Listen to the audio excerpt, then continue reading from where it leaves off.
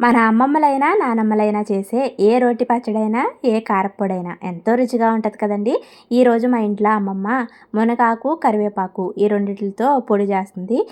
మునగాకు, కరివేపాకు రెండిటిని సమానంగా తీసుకున్నాము. ఇంకా కారానికి తగినన్ని ఎండుమిర్చి, వెల్లుల్లిపాయలు, జీలకర్ర, ఇంకా పులుపు కోసం కొన్ని మామిడి బద్దలు, ఒక గ్లాసు వేరుశెనగ గుళ్ళు, ఒక గ్లాసు నువ్వులు వీటన్నిటిని కూడా వేయించేసుకుంటున్నాము.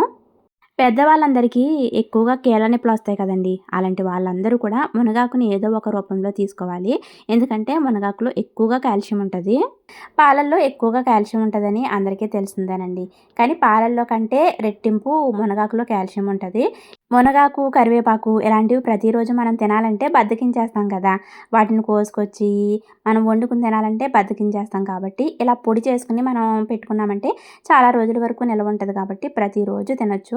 చిన్న పిల్లల దగ్గర నుంచి పెద్దవాళ్ళ వరకు అందరూ తినొచ్చండి. వేయించుకున్న వాటన్నిటిని ఒకదాని తర్వాత ఒకటి రోట్లో వేసుకొని మనం మెత్తగా దంచేసామంటే పొడి రెడీ అయిపోతది. మనం కావాలంటే మిక్సీలో కూడా పట్టేసుకోవచ్చు. మేమైతే ఇలా రోట్లోనే దంచుకుంటాము. అమ్మమ్మకి కాళ్ళు నొప్పులు ఎక్కువగా ఉంటాయనేసి ఇలా పొడి చేసుకొని ఒక డబ్బాలో పెట్టేసుకుంటది. ప్రతిరోజు అన్నం తినేటప్పుడు ముందుగా కొంచెం ఈ పొడిని వేసుకొని తింటది. మునగాకు, కరివేపాకు రెండిటిని కలిపి పొడి చేస్తున్నాం కాబట్టి ఇంకా ఎక్కువ ఆరోగ్య ప్రయోజనాలుంటాయి. వీడియో నచ్చితే ఒక చిన్న లైక్ చేయండే.